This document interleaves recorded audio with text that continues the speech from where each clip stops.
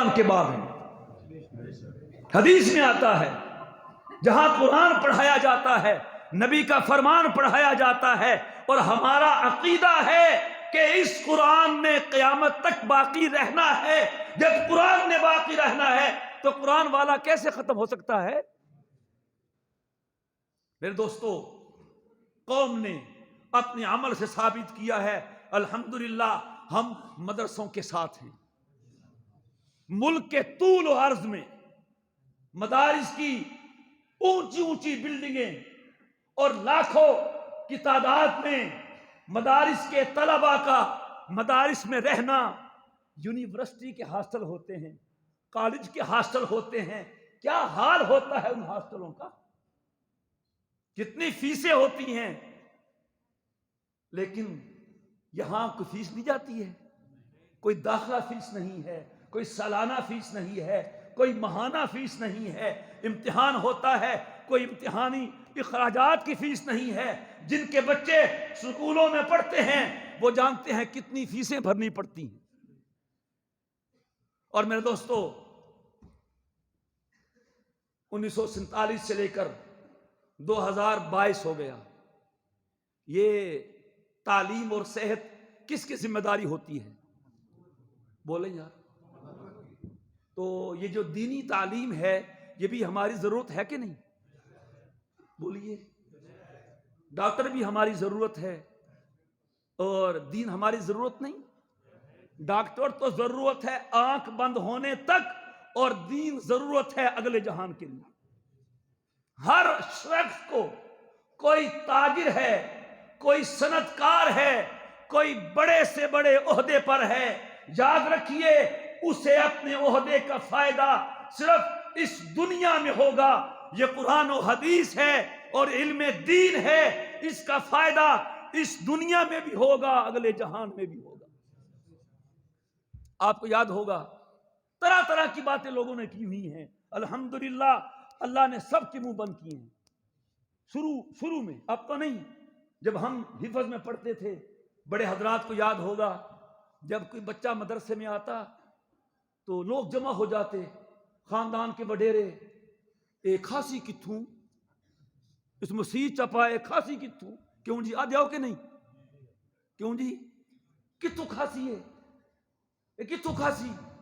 پھر یہ ہوتا وہ بندہ ڈٹا رہتا، پڑھاتا رہتا، پھر وہ پڑھ جاتا. جب پڑھ جاتا پھر کہتے یہ تو کھاتے بہت ہیں. کیوں جی کہ تو کھاندے منہ ہیں. یہ اللہ نے تمہارا منہ بند کیا ہے. وہی زبان جو چند سال پہلے کہتی تھی کھائے گا کہاں سے، اور آج یہی کہہ رہی ہے کھاتا بہت ہے. اللہ کہتا ٹھہر جا، ابھی تو دنیا ہے، جنت میں آنے دے، پھر دیکھنا میں اسے کیسے کھلاؤں گا. میرے دوستوں، یہ ذمہ داری حکومت کی تھی، لیکن بڑی معذرت کے ساتھ میں پوچھنا چاہتا ہوں کہ حکومت نے 1947 سے لے کر آج تک قرآن کے کتنے حافظ بنائے ہیں، کتنے علماء بنائے ہیں، کتنے قاری بنائے ہیں، کتنے مفتی بنائے ہیں، کتنے امام مسجد پیدا کیے ہیں. یہ سارا صحرا مدارس کے سر ہے.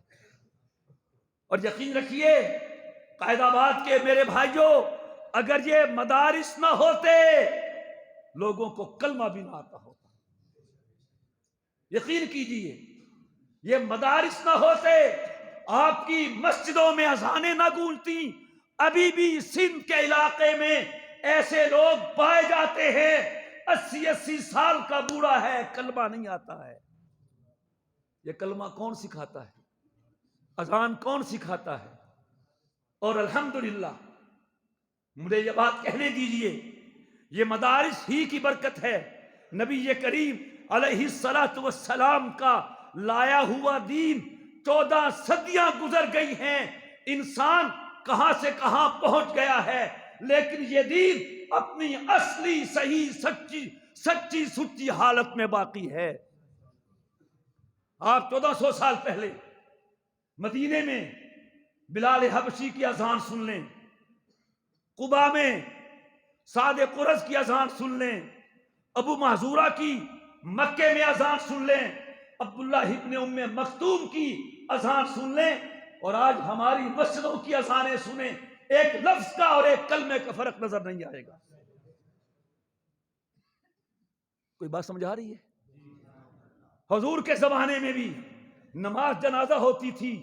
آج آپ کتابوں میں حضور کے زمانے میں پڑھی جانے والی نماز جنازہ کو دیکھیں اور آج ہمارے مسلمانوں کی نماز جنازہ کو دیکھیں، کوئی فرق ہوگا؟ کوئی بھائی کہہ سکتا ہے فرق ہے؟ ہم اس دین کی بات کر رہے ہیں جو نبی علیہ الصلوۃ والسلام سے وراثت میں ہمیں ملا۔ ایسے لوگ پیدا ہوں گے ہر زمانے میں، لیکن آقا کا فرمان ہے لن تزال طائفۃ من امتی قائمین علی الحق لا یضرهم من خذلهم حتی یاتی امر اللہ، کہ میری امت میں سے ایک جماعت وہ حق پر، دین متین پر پوری طرح قائم رہے گی، کوئی انہیں ہٹانے والا ہٹا نہیں سکے گا۔ وہ کسی تانا دینے والے کے تانے کی پرواہ نہیں کریں گے، کسی مخالف کی مخالفت کی پرواہ نہیں کریں گے، حتی یاتی امر اللہ، یہاں تک کہ اللہ کا حکم یعنی قیامت آ جائے گی۔ تو ایسی جماعت ہے کہ نہیں؟ بولیے۔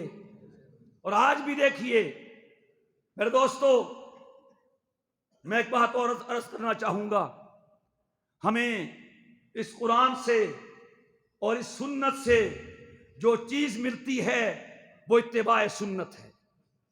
کیا ملتی ہے؟ اتباع سنت۔ سنت کی پہچان یہ ہے، سبحان اللہ، سنت ہمیشہ ایک ہوتی ہے۔ سنت ہمیشہ وہ زبان کے بدلنے سے نہیں بدلتی، وہ علاقے کے بدلنے سے نہیں بدلتی، وہ زمانے کے بدلنے سے نہیں بدلتی۔ مدینے چلے جائیے، مکے چلے جائیے، ہندوستان میں آ جائیے، پہلی صدی ہو یا 15ویں، سنت ہمیشہ ایک ہوتی ہے۔ آپ نے علماء کرام سے سنا ہوگا، نبی کریم علیہ الصلوۃ والسلام فتح مکہ کے بعد طائف تشریف لے گئے، طائف کو فتح کرنے کے لیے، لیکن بخاری شریف میں ہے، طلبہ جانتے ہوں گے، کتاب المغازی میں باب غزوۃ الطائف، طائف فتح نہیں ہوا، آپ واپس تشریف لے آئے۔ پھر اہل طائف خود آئے اور کہنے لگے، دیکھا نا آپ فتح نہیں کر سکے، ہم خود آئے ہیں، اب کچھ ہم شرطیں لگائیں گے، ہم مشروط مسلمان ہوں گے۔ لگائیں شرطیں، انہوں نے 5 شرطیں رکھی۔ کتنی؟ کہتے ہیں جی پہلی شرط تو یہ ہے، جو آپ کہتے ہیں نماز پڑھو، نماز تو پڑھ ساں لیکن مرضی نال، ہیں جی، یہ آپ کا شیڈول بہت ٹائٹ ہے، صبح صبح فجر کی نماز، مٹھی نندر آئی ہوندی جائے اٹھو نماز پڑھو، بس زہر لے، بس عصر لے، بس مغرب میں لے، بس عشاء دی نماز، کہ ہم 5 نہیں پڑھیں گے، مغربین پڑھ لیں گے، ظہرین پڑھ لیں گے، اس قسم کی کر لیں گے، 2-3 پڑھ لیں گے بس۔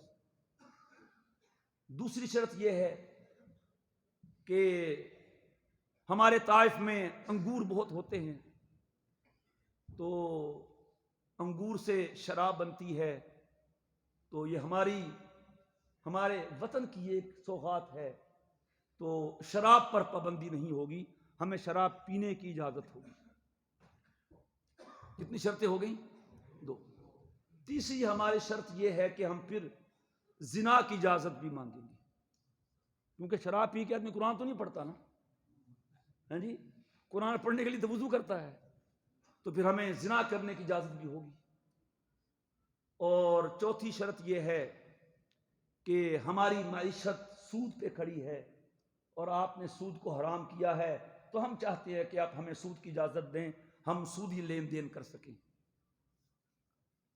اور 5ویں ہماری شرط یہ ہے کہ طائف میں کچھ ہمارے بزرگوں کی یادگاریں ہیں، آپ انہیں کچھ نہیں کہیں گے، سمجھ گئے اسے میرے خیال ہے، کچھ بت ہیں وہ کچھ نہیں ہے، وہ بزرگوں کی یادگاریں ہیں، وہ کھڑی رہیں گی۔ یہ 5 شرطیں ہیں۔ اللہ اکبر، سبحان اللہ۔ حضور نے کیا جواب دیا؟ حضور نے فرمایا، طائف والو یہ بتاؤ کہ میں دین جو لایا ہوں وہ تو قیامت تک کے لیے ایک ہی دین ہوگا. اب مکے میں میرا دین اور ہو، طائف میں اور ہو. مکے میں میرا دین اور ہو اور طائف میں میرا دین، کہ جی ہمیں سوچنے کا موقع دیں. چلے گئے، آپس میں صلاح کی، مشورہ کیا. 24 گھنٹے نہیں ہوئے تھے، واپس آ گئے. کہتے حضرت ہم مسلمان ہوتے ہیں اور بلا شرط بلا مشروط مسلمان ہوتے ہیں، ہماری کوئی شرط نہیں ہے. یہ ہے اسلام. طائف والوں کو تو بات سمجھ میں آ گئی تھی. خدا کرے ہماری قوم کو بھی سمجھ میں آ جائے. نبی کا دین ایک ہے. ہم نے اس میں تفریق کی ہے. تو میں کہہ یہ رہا تھا کہ اس میں لوگ کچھ جاری کریں گے، لیکن الحمدللہ حق والے ہر دور میں باقی رہے ہیں اور ہر دور میں باقی رہیں گے. توحید پہ ہم نے قائم رہنا ہے اور سنت کا دامن پکڑنا ہے. جو مسلمان توحید پہ قائم رہے گا اور سنت کو مضبوطی کے ساتھ پکڑے گا، انشاءاللہ وہ کبھی بھی گمراہی میں مبتلا نہیں ہوگا. اور ہمارے علماء یہ فرمایا کرتے تھے، جو مسلمان صرف قرآن کریم کا ترجمہ پڑھ لے یا پورے قرآن کا ترجمہ سن لے توجہ اور دھیان کے ساتھ، کبھی اس کا عقیدہ خراب نہیں ہو سکتا ہے. جو عقیدہ خراب ہوتا ہے، ہم نے قرآن کو چھوڑا ہے. اور خود قرآن کریم میں ہے وقال الرسول یا ربی ان قوم اتخذوا هذا القرآن مہجورا. اے اللہ میری قوم نے قرآن چھوڑ دیا تھا، لیکن الحمدللہ مدارس اس خدمت پر لگے ہوئے ہیں کہ قوم کے بچوں کو حدیث بھی دے رہے ہیں، قرآن بھی دے رہے ہیں. یا آپ کے بچے ہیں جب مدرسے میں آتے ہیں تو ان بیچاروں کو وضو کرنا بھی نہیں آتا. بعض تو ایسے بھی ہیں کہ ان کو صحیح طرح سے زبان بھی صاف نہیں ہوتی، توتلی بولی بولتے ہیں، ناک صاف کرنا نہیں آتا. اور آج یہ کلمتانی حبیبتانی الی الرحمن پڑھیں گے اور سنیں گے. آج پوری بخاری پڑھ لیں گے اور سن لیں گے. یہ کس کی محنت ہے؟ بولیے میرے دوستو. بھلائی اس میں ہے کہ آپ مدارس سے اور مدارس والوں سے محبت کریں، علماء سے محبت کریں، اہل حق سے محبت کریں. اور اللہ تعالیٰ کا ضابطہ یہ ہے جو کسی جیسا بر نہ سکا ہو اس سے محبت کرتا ہو، اللہ اس کو بھی اس کے ساتھ کھڑا کر دے گا. بخاری شریف میں ہے المرء مع من احبا. آدمی جس سے محبت کرتا ہوگا اس کے ساتھ ہوگا. اور ہم نے دیکھا ہے، تجربے کی بات ہے کہ جو لوگ علماء سے محبت کرتے ہیں، اللہ ان کی نسل میں علم کو جاری فرما دیتے. میں کہا کرتا ہوں کہ آپ مدارس میں پڑھنے والے طلباء کا سروے کریں. ان میں سے بہت کم طلباء ایسے ہیں جن کے ماں باپ علماء ہیں، لیکن وہ سارے ایسے ضرور ہیں کہ ان کے والدین علماء سے محبت کرنے والے، اہل حق سے محبت کرنے والے ہیں. تو میں پورے مجمع سے گزارش کرنا چاہوں گا، آج کے پروگرام میں یہ پیغام لے کے جائیے، انشاءاللہ ہم علماء سے محبت کریں گے. کریں گے کہ نہیں کریں گے؟ اور محبت کا ثبوت بھی دینا چاہیے. محبت کا ثبوت یہ ہے، آپ مدارس کو بندے بھی دیں گے، مدارس کو چندے بھی دیں گے. کیوں جی دیں گے کہ نہیں دیں گے؟ ہاں. پھر انشاءاللہ تعالی جو مدارس کا وجود ہے وہ پہلے سے زیادہ بہتر ہوگا. مدارس کی ایک تاریخ ہے، اور آج جہاں پر جو بھی آپ کو حافظ ملتا ہے، قاری ملتا ہے، عالم ملتا ہے، امام مسجد ملتا ہے، مفتی اور خطیب ملتا ہے، اس کے پیچھے مدرسہ ہے. اسٹیٹ نے بڑی معذرت کے ساتھ ہمیں کوئی حافظ نہیں دیا، کوئی عالم نہیں دیا، کوئی قاری نہیں دیا، لیکن اللہ کا دین ہے ان تتولوا یستبدل قوما غیرکم.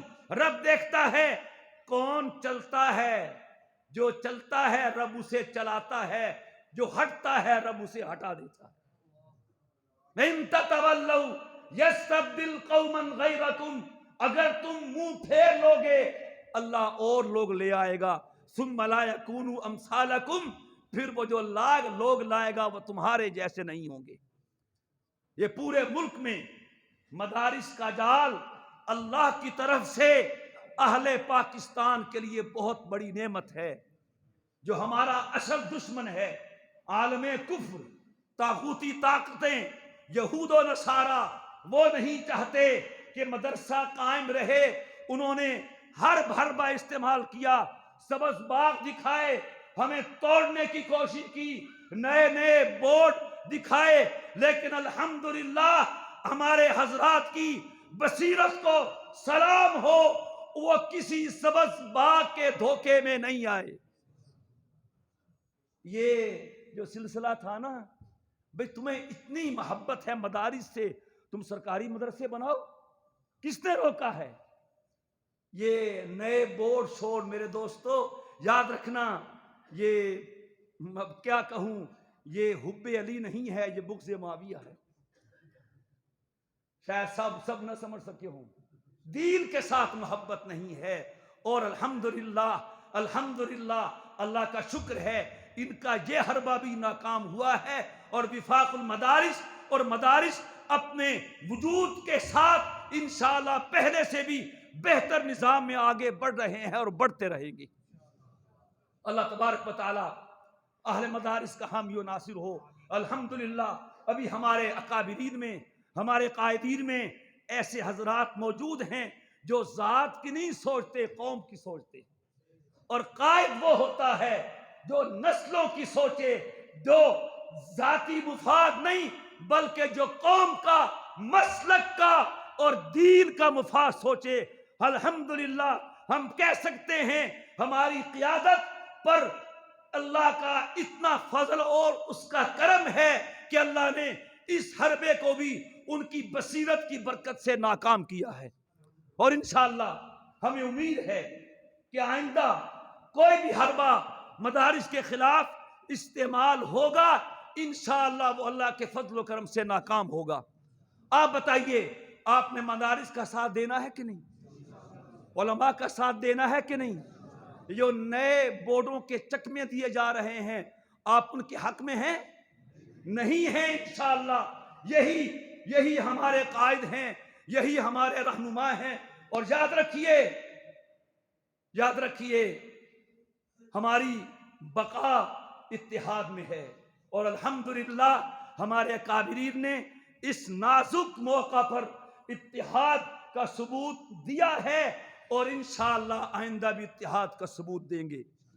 ہمارے اندر ساری مشترکات ہیں، یہ چھوٹی چھوٹی باتیں ہیں، ان کو نظر انداز کر دینا چاہیے۔ یہ کوئی ایسی بات نہیں ہے، قرآن تو بڑا وسیع ہے، وہ تو اہل کتاب سے کہتا ہے تعالوا الی کلمۃ سواء بیننا و بینکم، آؤ ایک کلمہ پر جو ہم میں اور تم میں ایک ہے۔ ہمارے تو سارے کلمے ایک ہیں، 1 سے لے کے 6 تک سارے کلمے ایک ہیں۔ توحید پہ ہم اکٹھے ہیں، سنت پہ ہم اکٹھے ہیں، ختم نبوت پہ ہم اکٹھے ہیں، عظمت صحابہ، دفاع صحابہ پہ ہم اکٹھے ہیں، اور ہم مدارس کے تحفظ میں ہم اکٹھے ہیں۔ اللہ تبارک و تعالی ان مدارس کو جاری اور ساری رکھے، اور ان میں پڑھنے والے طلباء کو علم کی بہاروں سے نوازتا رہے۔ مدارس کے اساتذہ، ذمہ داران، محتممین اور جتنے آپ حضرات معامرین ہیں، اللہ سب کے جذبے کو قبول فرمائے، اور اللہ تبارک و تعالی ہم سب کو مرتے دم تک صراط مستقیم پہ قائم رکھے، اور اپنے دین متین کی خدمت کرنے کی توفیق عطا فرماتا رہے۔ وآخر دعوانا ان الحمدللہ رب العالمین۔